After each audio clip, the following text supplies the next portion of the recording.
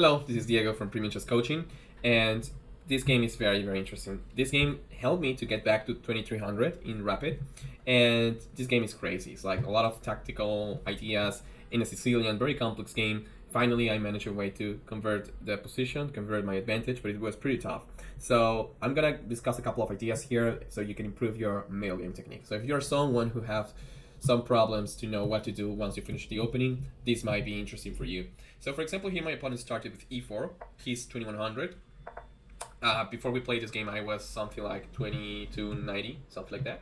So I play c5, Sicilian defense, native 3, d6, okay? g3, native 6, d3, g6, and he played bishop g2, okay, I play bishop g7, castle and castle. All right, so what are the ideas here? So once you have finished your development, at least in the king side, your king is castle, your priority should be to, play the rest of your pieces. For example, develop your queen side, right? So you will see how I started to develop my pieces, and then I create an attack in the queen side. Why? Because I have, my pawn on c5. This can be help me to push my pawns to here. And since I have a beautiful bishop on this diagonal, I can create some tactical ideas, okay? It's helpful sometimes to learn some openings, but not to memorize stuff, but from the perspective of knowing how other masters approach the middle game, okay? Every time you want to consume a video on how to play an opening, forget about memorizing complex lines. It's better for you and your time to invest like your energy and focus on how to play the middle game from the opening you're learning, okay? He played pawn to c3, which, it's interesting because he can play d4 at some point. Not only that, but he blocks my bishop. All right, I play knight c6, pawn here, and I play rook b8. My idea, like I said, is to create an attack. Another interesting move could be bishop d7 or bishop g4 in this position. The idea is pretty simple. The idea is to, finish my development. But I'm more interested in creating some opportunities on the queen side. He played knight a3, I play a6. My idea is to play b5. He played knight c4, which is a good square for the knight, but I have b5. I take, well, he took, I took, knight e3, and I play b4. And again, my idea is to create weaknesses here. Let's see that he takes. If he takes, for example, I can simply take with my rook, okay? And now I'm going to create a combo of my bishop and my rook and probably my queen, and all these pieces are going to attack his b2 pawn. Of course, he doesn't want that, so that's why he doesn't take, okay? This is an important reminder. Every time pawns enter in contact during the middle game, that means that the chance that new lines get open is real and is high. So you need to understand how these traits will affect the placement of your pieces, okay? Mark Dorevsky, which was a wonderful chess coach, considered by many people the best coach in the world, by the way, he passed away a couple of years ago, he mentioned that in chess there are three main positional operations. The first one is traits, the second one is the evolution of the pawn structure, and the third one is the maneuvers, okay? So in this position, why is he considering traits or the evolution of the pawn structure as in one important positional operation? Because the pawn structure will affect the activity of your pieces. If I can open the b file by making this trait, I can improve the position of my rook somehow. It's not the only idea, but this is something that I can do. Now, I don't want to capture immediately. I prefer to maintain the tension, and I play knight g4. My idea is that if he takes, I can finally develop this, and I can add pressure on f3. He played h3, I captured e3, he played bishop e3, and now I took, and I played bishop e6. So I am trying to attack in the queen side. Now, as you can see, at this level, it's very weird that your opponent will blunder a piece, okay? So I should, like, the side that understands the position better is the side that is going to prevail. So I need to put my pieces here, and I'm going to attack. And I feel like I already have some type of initiative, because usually what you want to do in this type of positions with black is you want to attack on the queen side. And it's white that attacks on the king side. And I think like it's very like, it's less, it's not probable that he will attack me on the king side, because he hasn't started his attack, right? It's like the bishop is here, his queen is far away from my king side, so I'm gonna attack on the queen side. Rook b1, I play queen e5 to add pressure on c3. He played bishop d2 again, and I'm slightly better, okay? Now what I need to do is to infiltrate on the second rank. I missed this move, and I ended up playing rook b1, and then I played my other rook on a8. So I'm gonna do the same, but in different order. So I'm gonna attack the second rank, and thanks to this idea, I ended up winning the game. Of course, I made a couple of mistakes here because there's something that I forgot. Here he played king h2, I played h6 because I was very concerned about knight g5. He played pawn to pawn here, and of course, again, I should be careful with trades. Just because your opponent is offering you a trade, it doesn't mean you have to accept it, right? There are three things you must remember. This is something that I always repeat to my students. when your opponent is offering you a trade, remember that you have three possibilities. The first one is you can accept the trade, you can pass, or you can allow your opponent to take. So for example, a pass could be c4. Of course, this is a blunder because d5. Accepting the trade would mean pawn takes, but then pawn takes, and I'm losing the game because bishop attacks the queen, and then he has d5, and I'm losing this. So I just like allow him to capture, and I play bishop c4, improving the position of my bishop. Now, if he plays d5, I can simply put back my knight back, knight a7, for example, and I like my position. Then I can go, you know, from a7, by the way, then I can go to b5, attacking c3 with my bishop and my queen. So I kind of like this idea. But no, he played e5. And this is the thing that, so far, I haven't made like any serious mistake until this point where I played d5. This is the one critical mistake I think I made during the game. Okay, objectively speaking, this is bad, because, and I saw this move, he has e6, and this move is very annoying. Because if I take, I destroy my pawn structure, he can enter on g6, and now I'm losing this. I'm losing this because how can I prevent bishop h6? So in this position, if my opponent plays e6, the only move I can make is f5, but this is uncomfortable because my king system now is weak.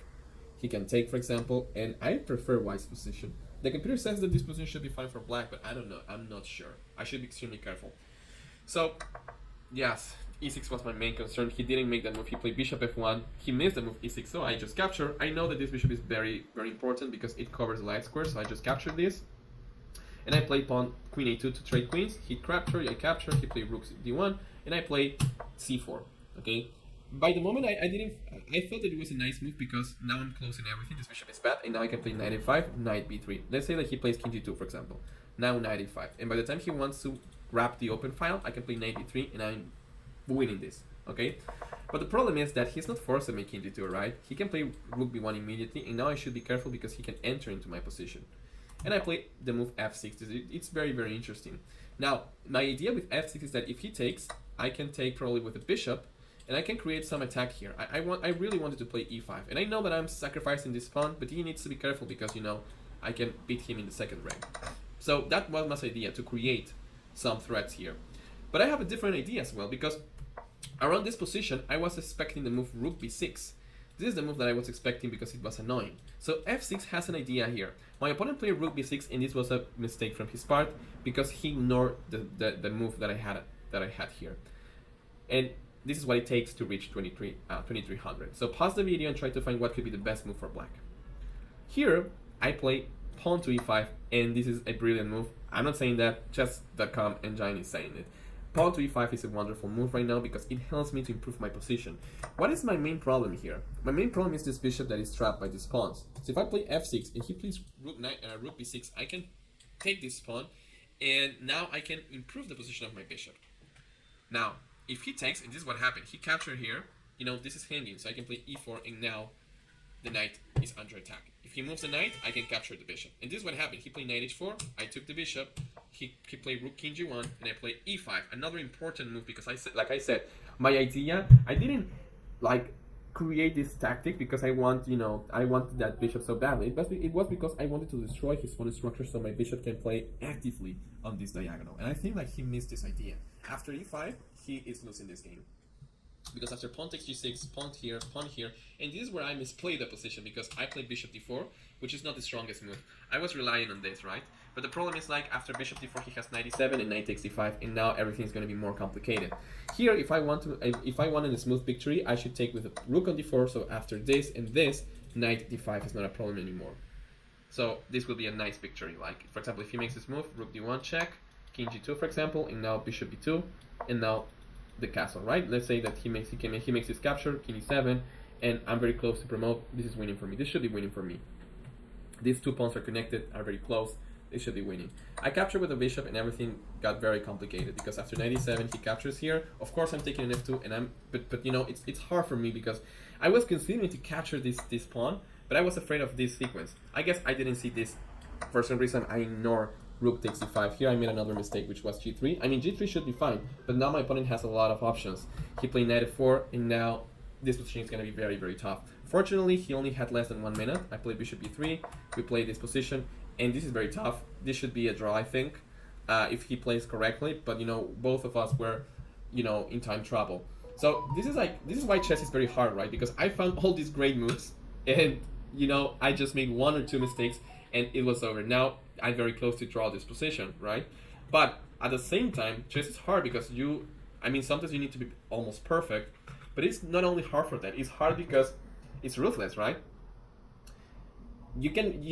Props to my opponent because here so far he has defended the position pretty well. I made some inaccurate moves, and it looks like finally he can survive. But the problem is like he only has 40 seconds, so he started to play very fast. I played rook d1 check, king g2, rook e1 attacking the knight, king f3, rook h1 attacking the pawn to h4. I play here, and now I was expecting king g2, rook takes, bishop takes, and this is gonna be a draw. You know why? Because after, for example, let's say he plays here, and here, he only needs to capture this pawn. For example, let's say that he makes this move, I play here, he makes this move, and I advance my king. Okay, he can sacrifice his knight, bishop here, and I don't know if you are sure about the theory, but I cannot win this. In order to win this pawn should be here, but this black bishop is not going to help me to win. At the end of the day, this is going to be a draw. He only needs to stay here in this area, and this is going to be a draw. King here, king here, king here, king here, pawn here, king here, pawn here, king here, check here, pawn here, king here, this is a draw. Right? Now, he made a blunder, because now he played king g4, right? And I have rook h4, and I win, right? Here, he lost on time, but I'm winning because I'm capturing the rook. Very tough game. I think I played this decently. I found the idea, pawn f6, pawn e5, then pawn e4, and all these ideas. I'm very proud of that performance, But still, it's like I make a mistake after this. I should took with the rook, not with the bishop. And it's okay because I don't have a lot of time to think about it. But I'm very proud of this. And thanks to this game, I got back to 2300 in rapid, which is a great victory for me. So this is it for today. I hope that you enjoyed this. Remember that if you're struggling to find plans in the middle game, it's because there's something you don't understand in the fundamental level. So you should understand the importance of activity, the importance of pawn structure, dynamic, static advantage. All that stuff helps in order to create a better plan. Pawn breaks, all those things are important. And if you're really interested in having some improvement this year, but real improvement without sacrificing anything, I highly recommend you to watch my webinar, the 5 shifts you need to make to get 2000 rating in chess.com or Leeches. It's a free webinar. You can find the link below. Basically, I explain what are the 5 things you must change in your routine, in your study, to improve. So I know that most people don't have the time, especially if you are someone who's an adult.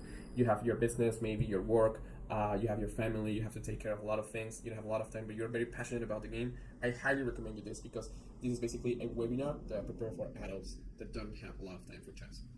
I hope you enjoy it. You will find the link below. And also, I highly recommend you to send me a friend request on chess.com. We can connect over there as well. I will put my link, my profile there, so you can send me a friend request or say hi. This is it for today. It was Diego from Premium Chess Coaching, and see you in the next videos.